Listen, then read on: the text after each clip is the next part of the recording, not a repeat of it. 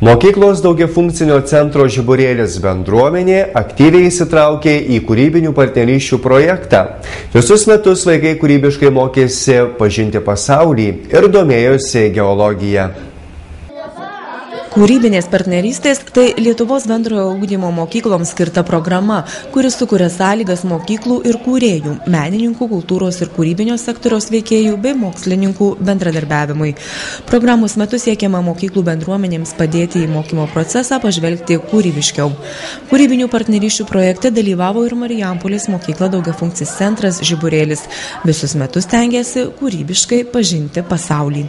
Mūsų projekto tikslas buvo būtent kaip dirbti komandoje, kaip mokytis bendrauti, bendradarbiauti, kaip sutarti, kaip išgirsti vienas kitą ir kad nebūtų socialiai tiesiog atstumtų klasėje vaikų.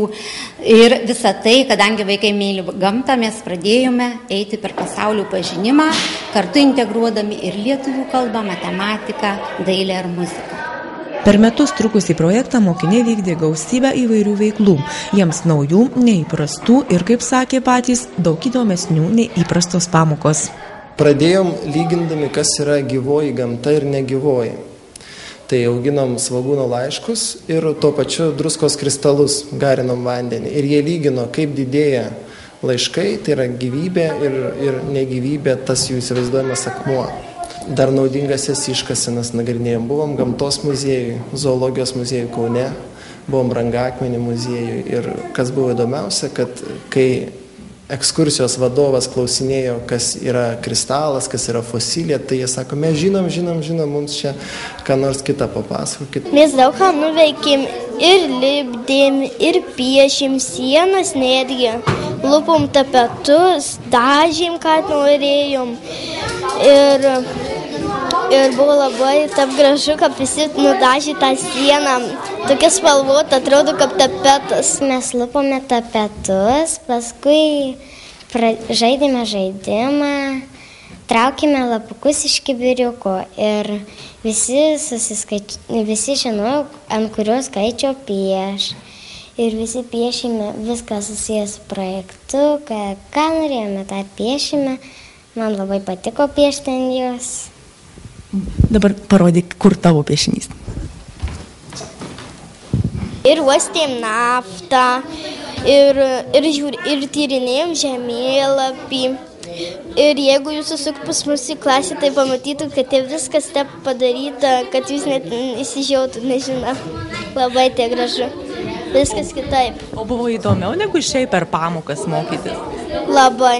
Man labiausiai patiko, kai galėjome piešti ant sienos ir mokinti kitus ir daryti kristalus. Kaip kristalus darė? Trumpai papasakok.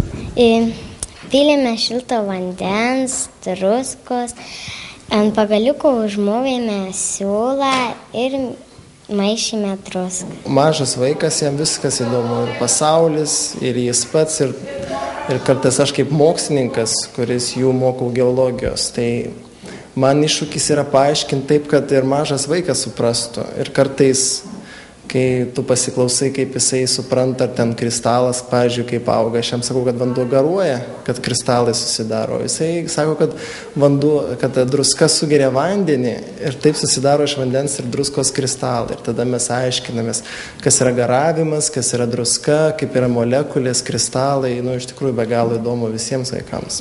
Į projektą įsitraukė visa mokyklos bendruomenė. Vieni vaikai aktyviau, kiti ne taip aktyviai, bet visiems buvo labai įdomu, smagu ir naudinga. Jie dienoraščiuose viską labai aiškiai užrašydavo ir ten tokių dalykų parašydavo, kad aš negaliu patikėti, kad mes dalyvaujam projekte Įgnybkit man. Iš tikrųjų, vaikai tapo tikrai daug laisvesni. Gražiau pradėjau sutarti, bendradarbiauti, vienas kitam padėti. Davė naudos ne vien tik tai vaikams, bet ir mums kaip pedagogėms. Mes iš tikrųjų irgi kartu su ta tikslinė atrinkta klase mes mokėmės kartu. Tų kūrybiškumo metodų tapom atviresnės, laisvesnės.